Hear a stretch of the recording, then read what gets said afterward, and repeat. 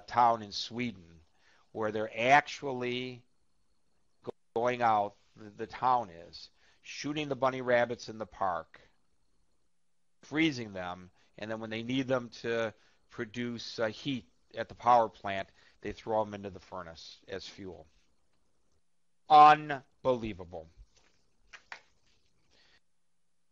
The United Nations, against the objections of Israel for obvious reasons, the UN Human Rights Council in Geneva today and again tomorrow, and yesterday the Security Council, taking up the so-called Goldstone report, which looked at the Israeli incursion into the Gaza last year. Now, let's put this in a little bit of perspective, shall we?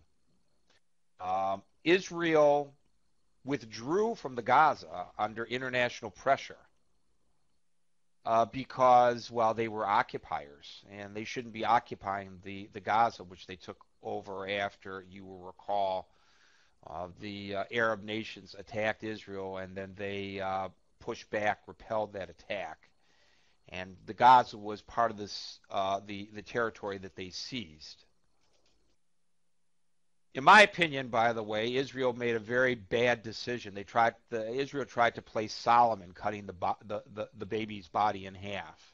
Only it didn't work as it did in the biblical story.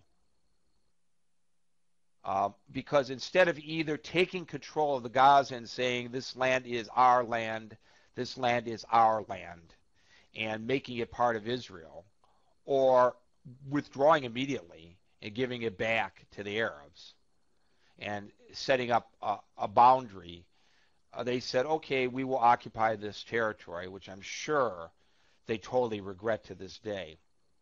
And since then, there and in the West Bank, the Palestinians have been fighting for their independence. And part of what Israel has done successfully in the past is that they have traded land for peace, worked with Egypt, as you will recall. But then you were dealing with a partner, a sovereign nation that was willing to recognize the state of Israel and willing to live in peace. So they gave them the land in return for peace, the Sinai, and that worked out just fine, pretty much. But with the Palestinians, it hasn't worked out. So what has happened is the lands that were occupied by Israel have been turned into launching pads from which rockets on a daily basis have been raining down on Israel. And Israel is not supposed to retaliate because, of course, Israel has much greater might than the Palestinians who are fighting for their freedom, these freedom fighters who we all want to embrace because of the human rights violations that they toil under, because Israel hasn't been doing such a great job in the eyes of the world managing that territory, which they no longer manage, by the way. So finally, Israel had had enough.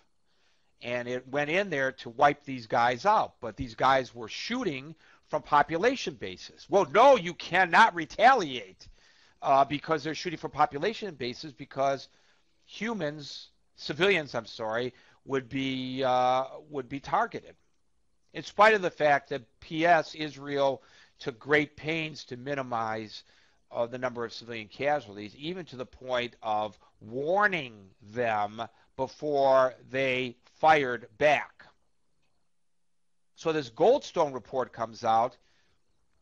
It did say that it found evidence of both Israel forces and Palestinian militants committing serious war crimes and breaches of humanitarian law, which may amount to crimes against humanity, quoting from the report. But it was very, very much tilted against the Israelis and in favor of the Palestinians. No mention, I don't think, it's about a 600-page report, 597 pages. I haven't read it, but I have read a lot of accounts about it. No or very little mention of the fact that the Palestinians were using civilians as human shields. A lot of emphasis on the Israelis attacking those Palestinians who were hiding behind the human shields, killing civilians, and therefore, of course, Israel has committed these heinous war crimes. So the question that is asked, and we actually have a story clearly from the Israel point of view.